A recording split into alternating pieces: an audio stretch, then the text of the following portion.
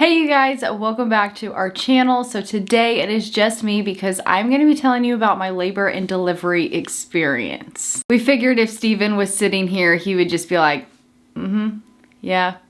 Like not really talking because it's kind of my experience, but he will be coming in here at the ending of the video to explain like kind of what he was thinking during the whole process and everything like that. So you guys will be seeing Stephen, but it'll be a little bit later in the video. During my labor process, I wrote down everything on my phone. So I would say like we came in at 5:45. I just wrote everything down in a little timeline so that I would remember because I knew I wanted to do this video for you guys. I went in on February 3rd to get induced. It was so low-key and not stressful at all going to the hospital.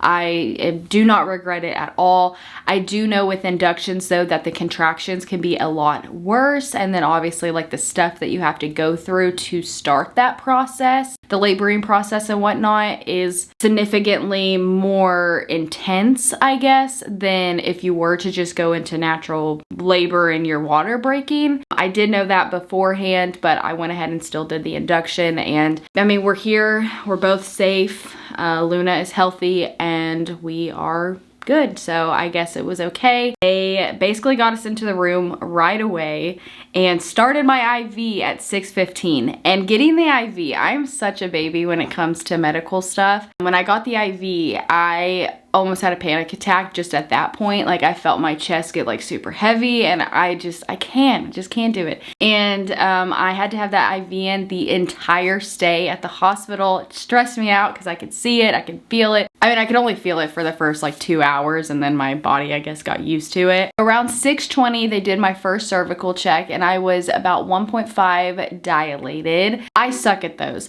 They hurt so bad. I don't know how some people can do them without feeling pain. I don't know if like the way my body is down there. I have no idea. But they hurt so bad to the point where I started crying. Like every time I had to get them done, I cried. It hurt so bad. But what sucked was I ended up getting my Cervidil at 7:20. And if you don't know what Cervidil is, it's basically like it's a type of medicine type thing that's kind of like a tampon. It has like a little, I'll put a picture up right here, but it has like a string that hangs down and stuff. So this thing right here goes up next to your cervix and it helps ripen it. And so it helps get it dilated and the laboring process started. Also, I guess I should say that beforehand, I did no research, like absolutely nothing. I went into this blind. I trusted my doctors and my nurses. That might not be for you, but for me, that was probably the best thing I could have ever done because I had no worries. I didn't know anything could go wrong. I mean, obviously I knew things could go wrong, but I was so oblivious to all of it that I was like chilled the entire time, except for during this part that I'm about to tell you. Putting that thing up there hurt so bad that again, I started feeling like I was about to have a panic attack and my chest was getting so heavy. I've had a panic attack before where like everything like tensed up and I couldn't move my hands and my feet and everything, and it just feels like there's like a heavy weight on my chest. Started crying. I was freaking out. I will show you a video right now. This was probably the hardest part of my entire labor experience, was getting that inserted. I don't think I can do it.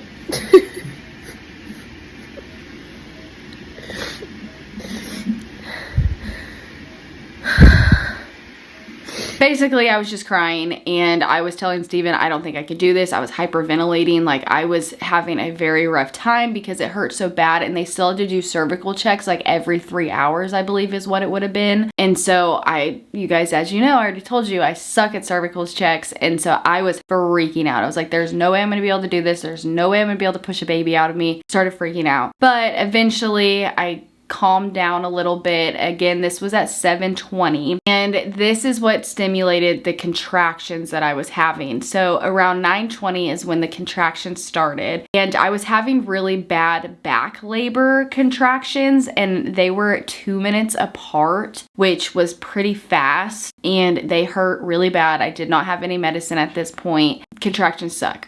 And I knew that getting induced and everything, that the contractions were gonna be more intense. They were so intense. And I just was like, how am I supposed to sleep tonight? Like the nurses said, oh, this will be your night for rest. Like this will be your last good night's sleep. It's literally only 9:20 and I'm like dying right now. Couldn't get comfortable to sleep, eat, pee, anything. Like it was just super bad. I also started having my teeth chatter. Super normal. It's a normal thing, but it was freaking me out because I couldn't control my body. And so I was having almost another freak out. Well, I did have a freak out at this point. My teeth were chattering a lot and I was just stressed. I was like, what did I get myself into? Like, I'm freaking out right now. This is awful. And poor Stephen is just having to like watch me go through all this while he's just chilling on the couch over there. And I'm like freaking out crying. Around 1:20 a.m. they came in to do my cervical check because with the Cervidil, they check it every, I think it was 3 hours, either 2 hours. I'm not sure. I think some hospitals do it different. But again, like I said, I was going to have that Cervidil in for 12 hours because they were hoping that like I would start pushing the next day. So they did another cervical check. The first nurse was not able to do it because I was in so much pain that I was moving. She could not do it. So they had to bring in the head nurse of all of them to come in and do it. I shouldn't have been in as much pain as I was in. I was like, I'm so sorry. Like I'm trying not to move. And they were kind of being not mean to me, but like I was getting my feelings hurt because I could tell they were getting stressed out because they weren't able to do it. And I was getting stressed out because I wasn't able to not move. And it hurt so bad. It was a freaking process. And essentially the head nurse just went ahead and took the Cervidil out and she was like, we're not gonna do it because I was in so much pain and they could tell like I wasn't faking it. And so they went ahead and took the Cervidil out. I could breathe again. I was like, oh thank God that's out of me. I did not do well with Cervidil at all. 2:30, I was still in some pain and my nurse was like, you do know you can get an epidural whenever you want. I don't know if that is something that you want. I could get it now? And she was like, yeah. And I was like, sign me up. I'll get it.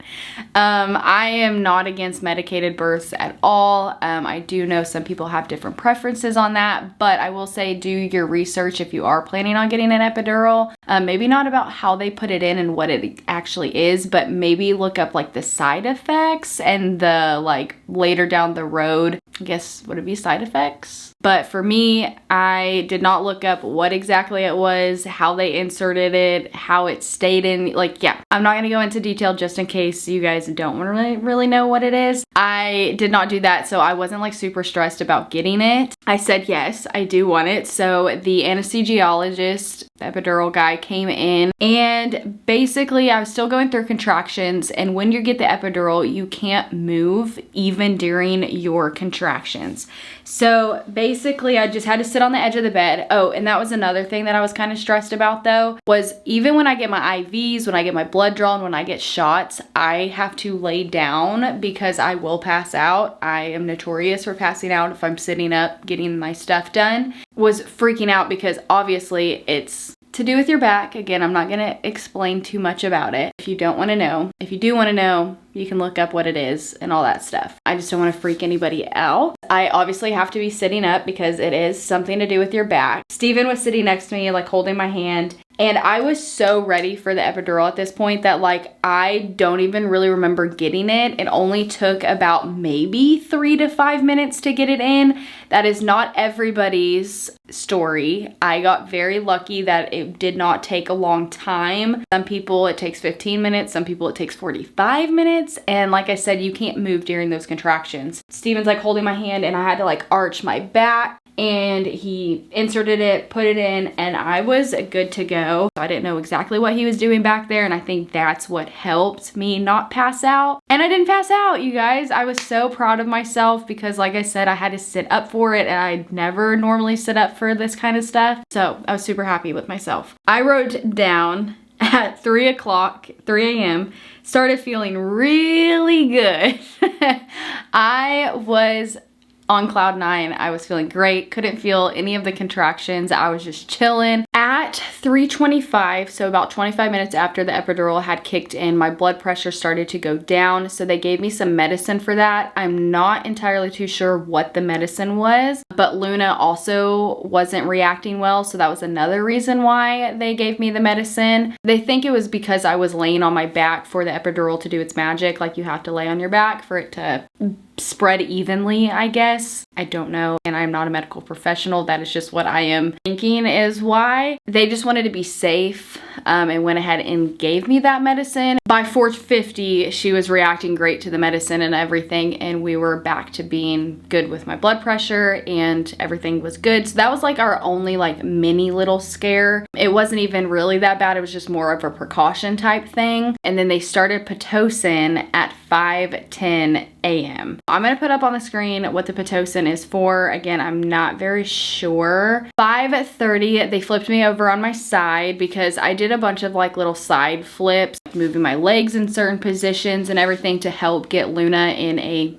better position to start pushing. I woke up at 7:30 feeling great. They got new monitors on my belly because during obviously the first part, they had like certain monitors on my belly to monitor the contractions and Luna's heart rate and stuff. And my water was broken by my doctor at 8:20 a.m. and I was 2 centimeters dilated. And when she did that cervical check, I did not feel a thing. I was golden. It was great. I actually got through the cervical check and I was like, hey, I can do this. Like, I feel good. From that moment I got the epidural, everything was smooth sailing besides that like one mini little scare about like the blood pressure and Luna not reacting well. I got super lucky, you guys. Like, I started hearing other people's labor stories because, again, I did not do research. I didn't watch anybody's labor stories until after I went through mine because I did not want to freak myself out. I started looking into other people's and I was like, oh my gosh, some of the stuff that people go through is terrifying, especially when they do like, I don't want to say, like, everybody's body is different. Everyone's pain tolerance is different. I just have a really low pain tolerance, but like seeing people do natural, like unmedicated births, seeing them scream like bloody murder, that is terrifying. But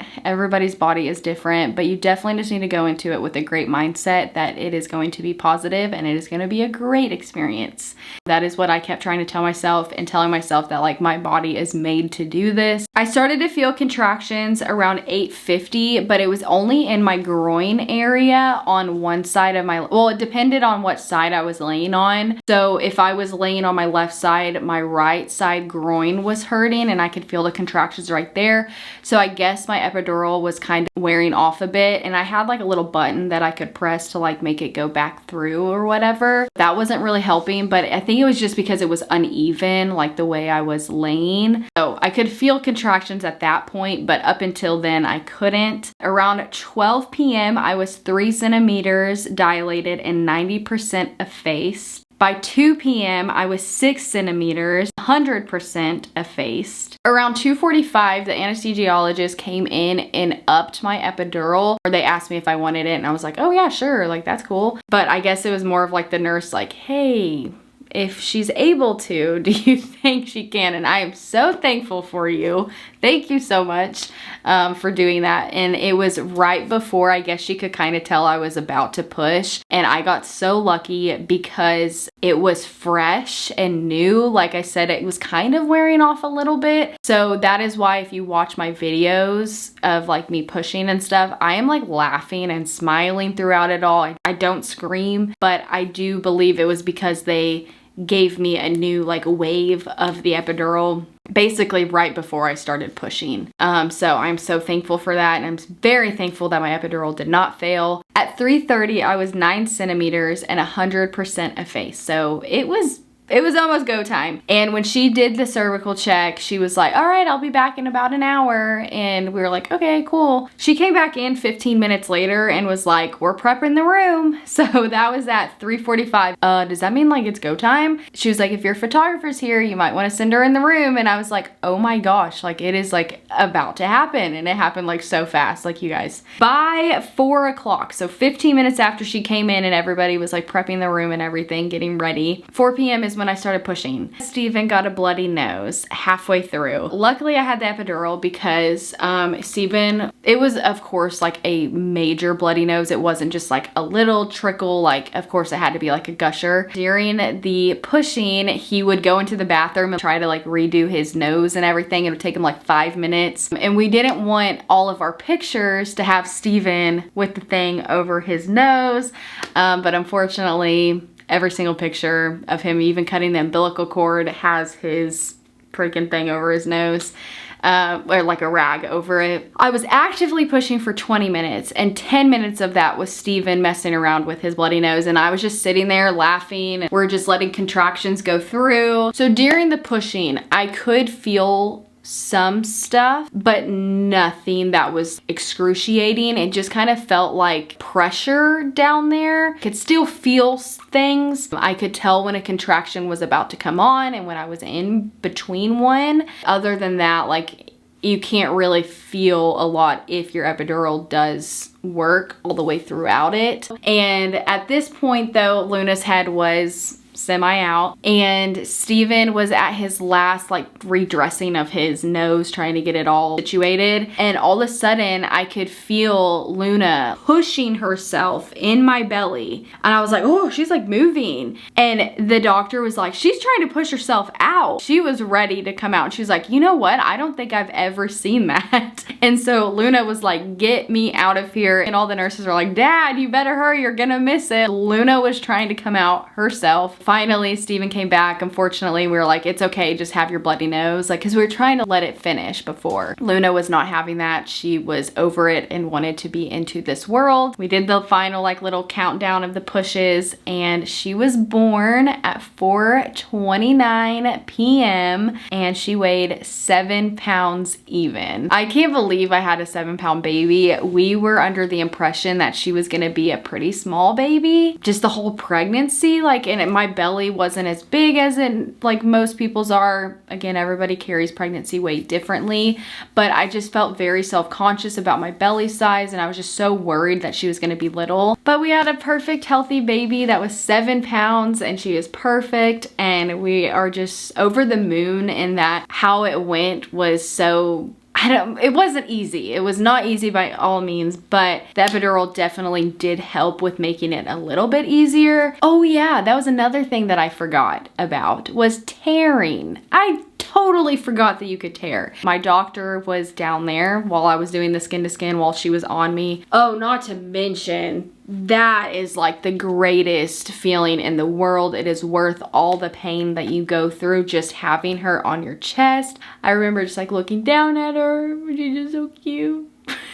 And I was so happy, and that she was healthy, she was crying like she was supposed to. It is a very surreal moment having them be laid on your chest. I just remember being like, okay, I'm done. I mean, I still had a lot more to recover from. I forgot that you could tear. My doctor is down there, whatever, and I was wondering what she was doing. I thought she was still getting like the placenta or something out, but because that was the only thing I could like think of what she was doing, but I was so like engrossed in looking at my baby on my chest that like I wasn't really processing what was going on. And I asked her, I had a minor tear. I don't know what degree, I'm assuming whatever the smallest tear is. And I was like, oh, like I totally forgot that you could tear. So I did have to deal with that with my postpartum like regimen and stuff like afterwards. That was a nightmare, like going pee and stuff. It burned really bad. And I would say that went on for like 2 weeks. It was very sore. I couldn't really walk. My stitches, I felt like would get stuck on like certain ways I would sit. Like I could like feel them getting like tugged on. I am just so thankful for how my story went. Perfect timing. Stephen came in right when I was about to go get him. Yeah. Just kind of talk about what you want to. So for me, it was really easy. I just had to drive. And then once I got there, I just had to film, make sure that she was okay. There's not much I could do. It really sucked watching you be in pain and stuff, so I felt really helpless. And then I got a bloody nose. I'm sure Madeline told you about that already. I did. honestly, that was really it. That was all you did. I went there, I felt bad for you, I had a bloody nose. All right, well, that was very anticlimactic. I thought Stephen was gonna talk longer. Thank you guys so much for watching. If you are about to go in to give birth yourself, just go into it with a positive mindset. You're gonna do amazing. I believe in you. Your body is made to do this. You got this. Just try to remain positive, and I will be thinking of you and sending you some good positive vibes your way. You're gonna do great. I know you will. Hopefully you guys enjoyed watching my labor and delivery experience. I'm just so thankful that Luna and I are healthy and safe, and I am just thinking of every single one of you guys. If you did enjoy this video, please don't forget to give it a like and make sure to subscribe down below if you are not already. And I hope you guys are having a great day or night whenever you're watching this. Remember to be kind, and I hope to see you guys in our next video. Bye guys.